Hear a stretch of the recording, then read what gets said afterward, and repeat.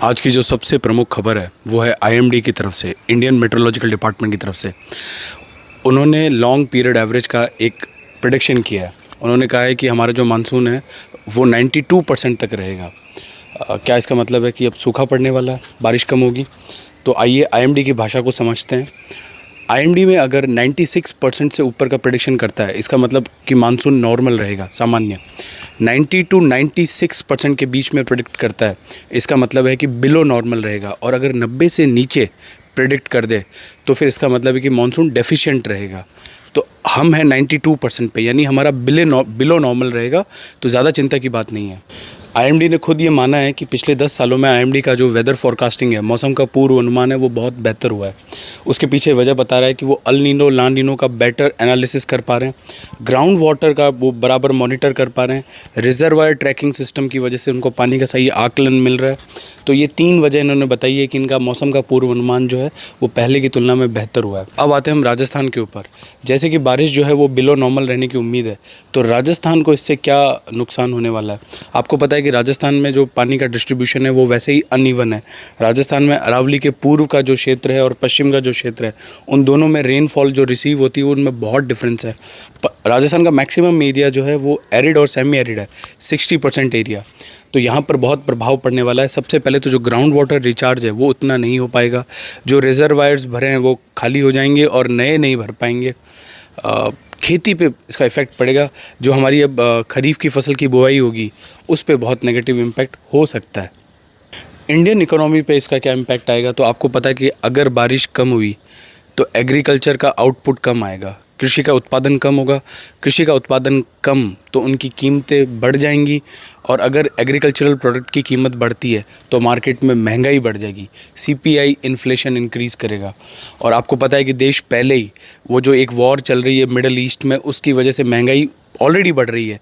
फिर ये अगर मानसून का भी इस तरह का इफ़ेक्ट रहा तो फिर डबल मार देखने को मिल सकती है। नेक्स्ट जो बड़ी खबर है, उन दोनों खबरों को एक साथ समझा जाना ज़रूरी है। वो खबर है डीलिमिटेशन एंड विमेंस रिजर्वेशन।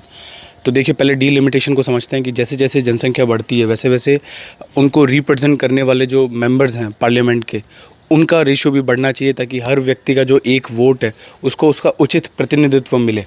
लेकिन यहाँ पर एक देखिए, एक कॉन्ट्रास्ट भी है इसका। वो ये कि जनसंख्या बढ़ती जा रही है, आप रिप्रेजेंटेटिव बढ़ा रहे हो, और एक तरफ आप चाहते हो कि देश की जनसंख्या कम हो, जिसके लिए कई राज्यों ने पॉजिटिव प्रयास किया और उनकी जनसंख्या को कंट्रोल करके रखा है। अब जिन राज्यों की जनसंख्या नियंत्रण में है उनका प्रतिनिधित्व नहीं बढ़ेगा लोकसभा में, और जिन राज्यों की जनसंख्या बढ़ी है उनका प्रतिनिधित्व भी बढ़ेगा। तो ये अल्टीमेटली उन राज्यों को लॉस हो सकता है जिन राज्यों ने बेहतर प्रयास किए हैं जनसंख्या को नियंत्रित करने के लिए। यही चिंता है कुछ दक्षिण भारत के राज्यों को।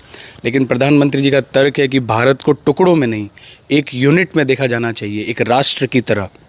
तो इसी डीलिमिटेशन में नुकसान न हो, इसलिए 1976 में जब डीलिमिटेशन करना था तो उन्होंने 97 के आंकड़े को फिक्स कर दिया 2001 तक के लिए, फिर 1 में फिक्स कर दिया 2000 जो नेक्स्ट 27 में होनी है सेंसस के लिए।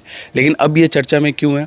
क्योंकि 2023 में एक नारी शक्ति वंदन अधिनियम बिल पास किया था, जिससे विमेंस को 33% का रिजर्वेशन देने की बात करी गई थी, और ये रिजर्वेशन देना तय हुआ था जब 2027 में नई जनगणना होगी, उसके आंकड़ों पर डीलिमिटेशन होगा, फिर देना तय किया गया था। लेकिन अब सरकार जो है 2011 का जो डेटा अवेलेबल है उसी के आधार पे दे रही है। कुछ लोगों को लग रहा है कि ये सरकार थोड़ी जल्दबाजी में है। कुछ लोगों को लग रहा है कि जो आर्टिकल 131 अमेंडमेंट 131 जो है वो आर्टिकल 81 82 को डायरेक्टली अफेक्ट कर रहा है। कुछ लोगों को लग रहा है कि कॉन्स्टिट्यूशनल बॉडी जो है डीलिमिटेशन कमीशन, ये उसका अस्तित्व ख़त्म कर देंगे, या तो कई सारे ऐसे कंसर्न हैं। इस पे अभी भी डिबेट चल रही है, तो देखते हैं कि आगे क्या डेवलपमेंट होता है इसमें। 2 और छोटी खबरें हैं लेकिन डायरेक्टली इम्पैक्ट करेगी हमें। एक ये कि अमेरिका जो है, जो रशिया से हम, आपको पता है कि अभी डिस्काउंटेड ऑयल परचेस कर रहे थे, हमको एक वेवर मिल रखा था। अमेरिका उस वेवर को रिन्यू नहीं करने वाली है, तो हो सकता है कि भारत को अपना ऑयल का जो सोर्स है रशिया से शिफ्ट करना पड़े। दूसरी खबर है आईटी रूल्स के बारे में। सरकार ने कुछ नए रूल प्रपोज़ किए जिससे कि वो जो डिजिटल कंटेंट है उसको सेंसर करना चाह रही है। तो देखते हैं कि वो रूल्स जो है वो प्रपोज़ तो किए हैं, लेकिन उसको लागू कर पाएगी या नहीं।